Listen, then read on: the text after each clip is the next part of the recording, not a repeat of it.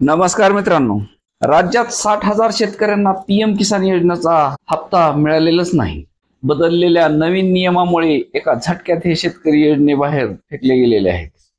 यापूर्वी लाडकी बहीण योजनेत अशाच अनेक चाळण्या लावण्यात आल्या आणि लाडकी बहिणीची संख्या ही कमी करण्यात आली. आता अशीच निकषाची चाळणी लावत शेतकऱ्यांना या योजनेपासून वंचित ठेवण्यात येत आहे. पंतप्रधान शेतकरी सन्मान योजनेत मोठा बदल झालेला आहे. केंद्र सरकार या योजनेत शेतकऱ्याला 6,000चा हप्ता देते. आता या योजनेत एक बदल करण्यात आला आहे. त्यानुसार पती आणि पत्नीच्या नावावर शेती असेल तर केवळ पत्नीलाच मानधन देण्याचा निर्णय घेण्यात आलेला आहे.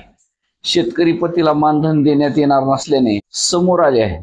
कुटुंबातील एकाच व्यक्तीला या योजनेचा लाभ देण्याचा निकष लागू करण्यात आला आहे. त्याचा फटका राज्यातील 60,000 शेतकऱ्यांना बसला आहे. त्यांच्या बँक खात्यात योजनेचा 20वा हप्ता हा जमा झालेला नाही. कुटुंबात नवरा किंवा बायको दोघांच्या नावावर शेती असल्याने 2 लाभार्थी असतील तर आता केवळ कुटुंबातील महिला लाभार्थ्यांनाच पीएम किसानचे 2,000 रुपये मिळतील. पुरुष लाभार्थ्याला 2,000 मिळणार नाहीत. हा केंद्र सरकारचा नवीन नियम लागू झालेला आहे. आधीच पीएम किसानचे पैसे मिळतात म्हणून लाडक्या बहीण योजनेच्या मदतीपासून राज्य सरकारने वंचित ठेवले आहे. कारण त्यांना फक्त 500 रुपये दिले जातात आणि आता लाडक्या भावांना वंचित ठेवत त्यांनाही या योजनेतून बाहेर काढण्यात आलेले आहे.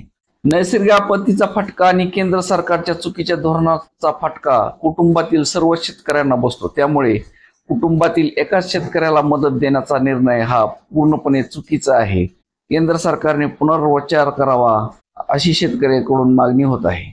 तरी या 60,000 शेतकऱ्याला या योजनेतून बाहेर काढल्यामुळे एका कुटुंबात आता फक्त एकच लाभार्थी या योजनेत राहणार आहेत. म्हणजेच नमो शेतकरी योजना आणि पीएम किसान योजना या दोन्हीही योजनेमध्ये महिलेला प्राधान्य देण्यात असून एकाच कुटुंबात जर 2 लाभार्थी असतील तर त्यातील पुरुष हा या योजनेतून बाहेर काढण्यात आलेला आहे. त्यामुळे राज्यातील आत्ताची ही 60,000 लाभार्थ्याची संख्या ही कमी झालेली असून राज्य शासनाने बरेच पैसे वाचलेले आहेत. धन्यवाद.